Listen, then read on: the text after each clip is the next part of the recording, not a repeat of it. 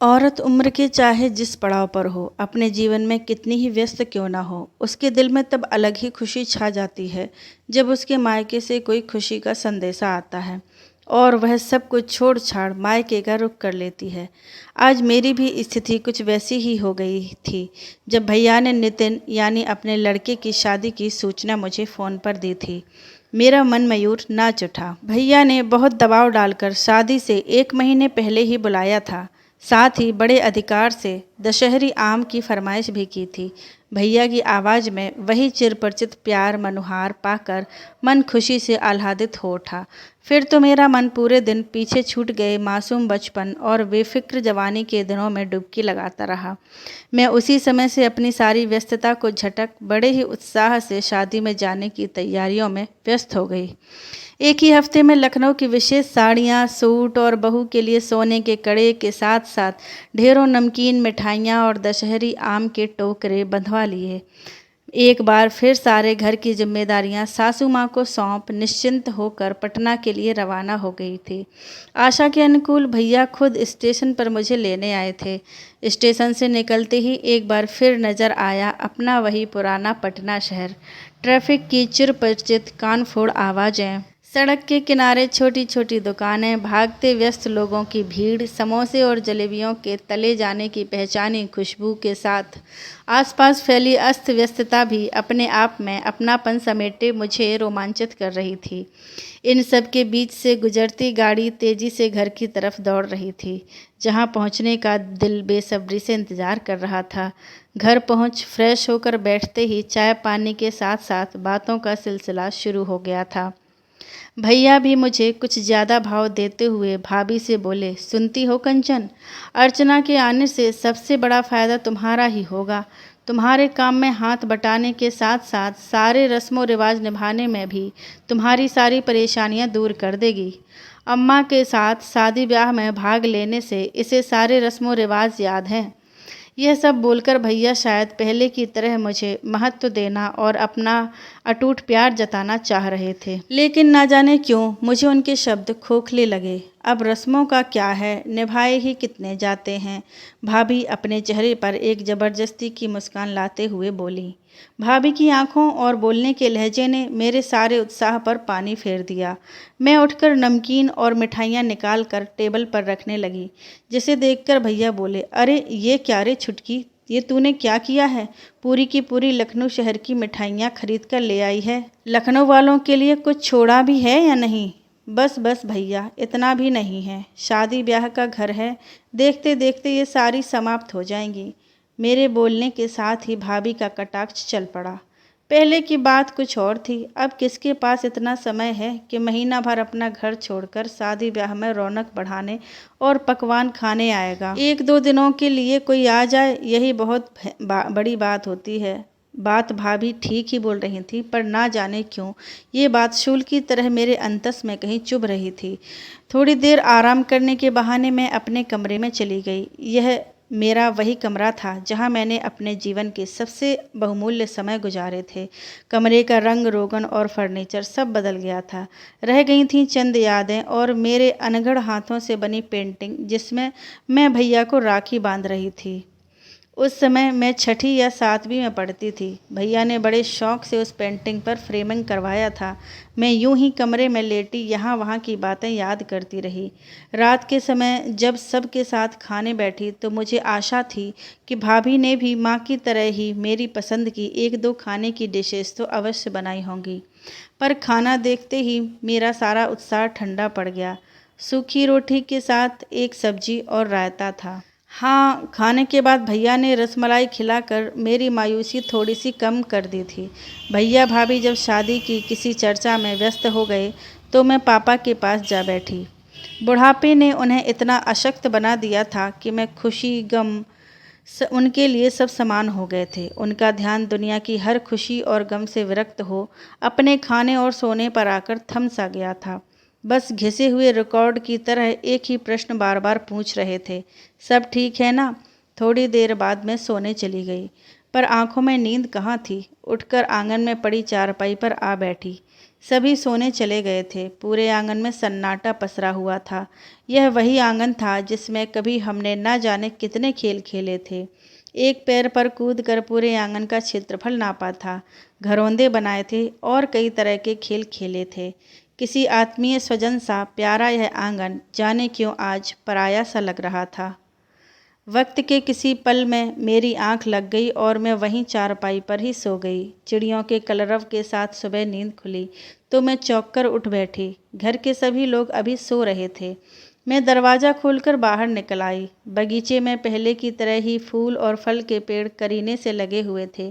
कभी पापा ने ये घर और उससे लगा ये बगीचा माँ को जन्मदिन के उपहार के रूप में दिया था। माँ भी इसे बहुत संभाल कर रखती थी।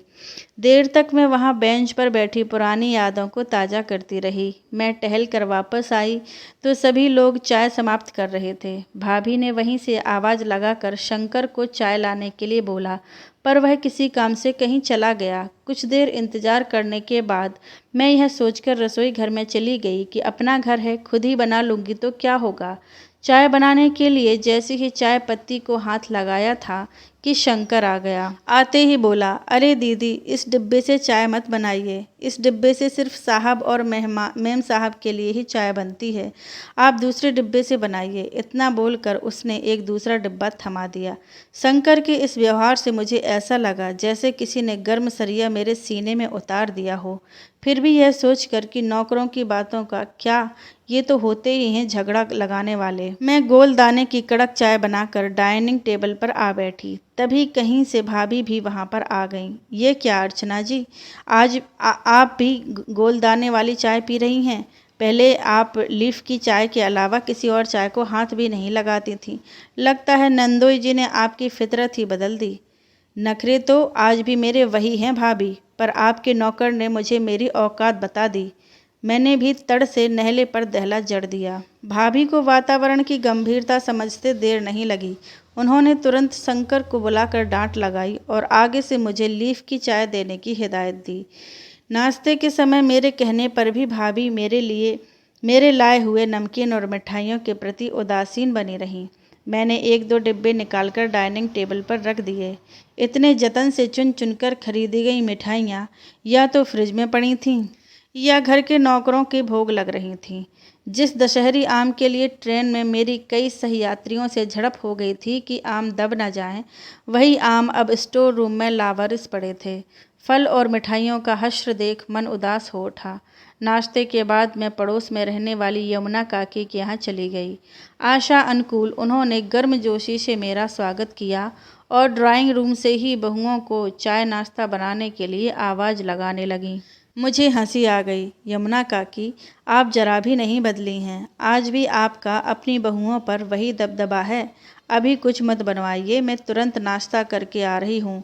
अब तो यहाँ लगभग महीना भर रहूँगी, फिर कभी आकर खा लूँगी। वो तो मुझे मालूम है, इस बार ज़्यादा दिनों तक रहोगी।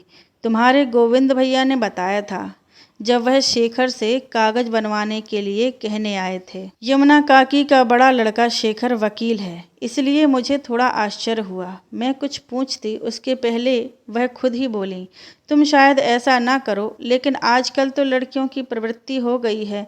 ससुराल में चाहे कितनी ही सुखी संपन्न हों, पर मायके की संपत्ति पर उनकी नज़रें लगी रहती हैं। बहनें खुलेआम कोर्ट में जाकर अपने हक की बातें कर रही हैं। यह सब देखकर तुम्हारे भैया कागज बनवाने आए थे, ताकि तुम या तुम्हारे बच्चे उन्हें कभी भविष्य में कोर्ट में ना घसीटो।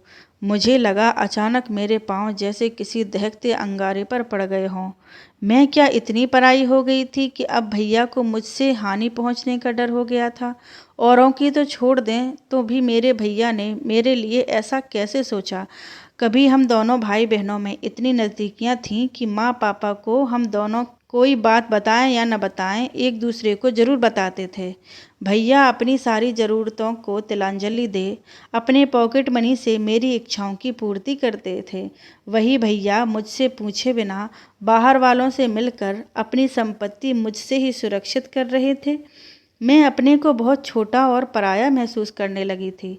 यह सही है कि भाई बहन के प्रेम को लोग गुजरते समय के साथ नए सिरे से सीमाबद्ध करने लगे हैं।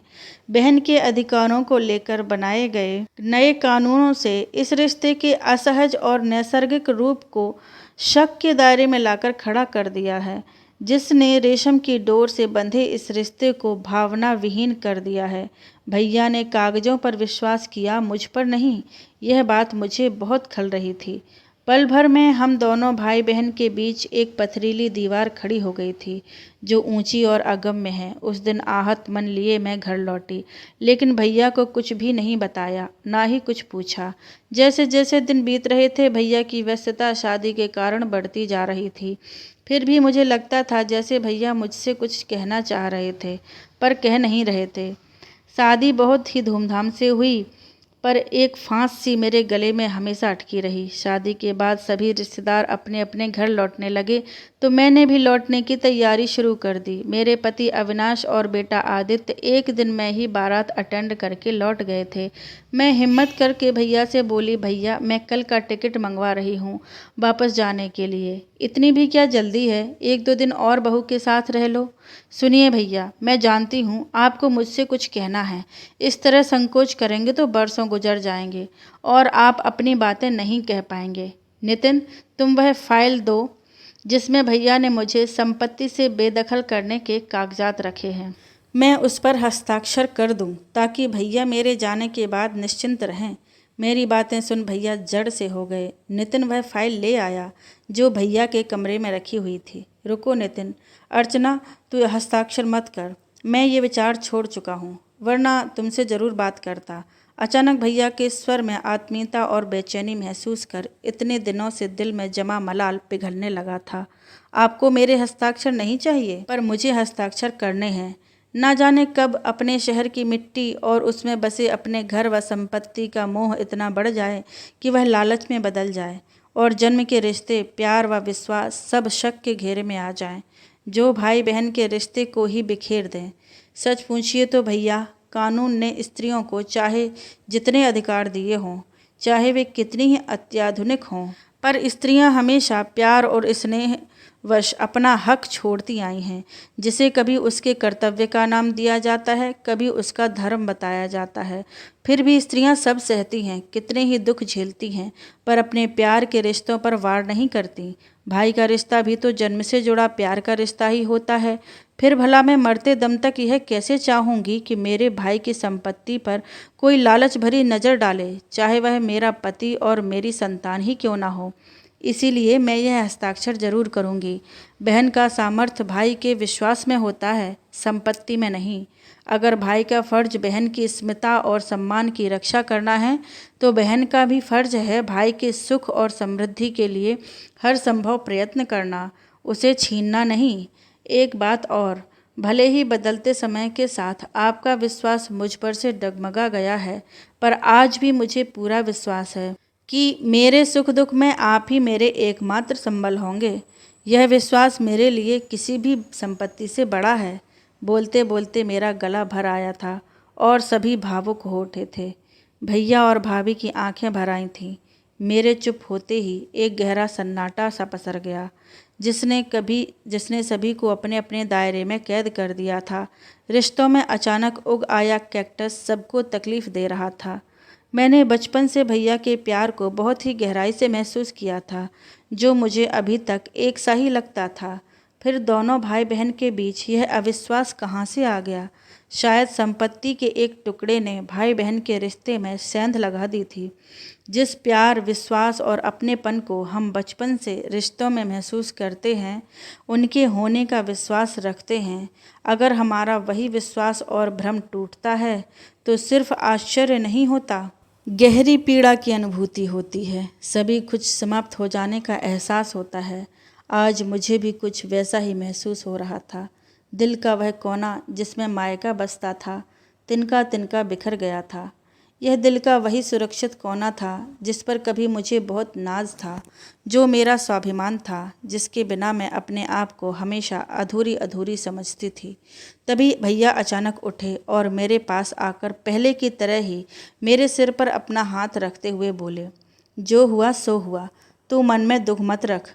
मैं तुझे विश्वास दिलाता हूँ, जब तक मैं जिंदा हूँ तुम्हारे प्यार, विश्वास और अधिकार को कोई ठेस नहीं पहुँचाएगा। यह वादा है मेरा तुझसे।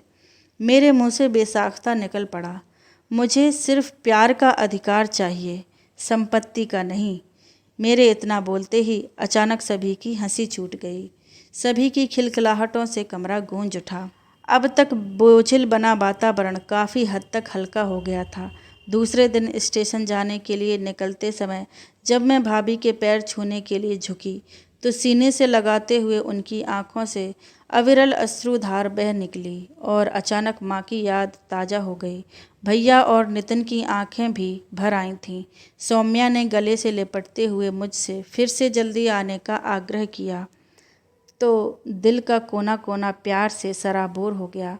मन में जमा अब तक का सारा क्लेश धुल गया। इस भावभीनी विदाई के प्रवाह में सारे गिले शिकवे मिट गए और रह गया एक सुखद तृप्ति का एहसास जो मायके की सबसे बड़ी सौगात थी।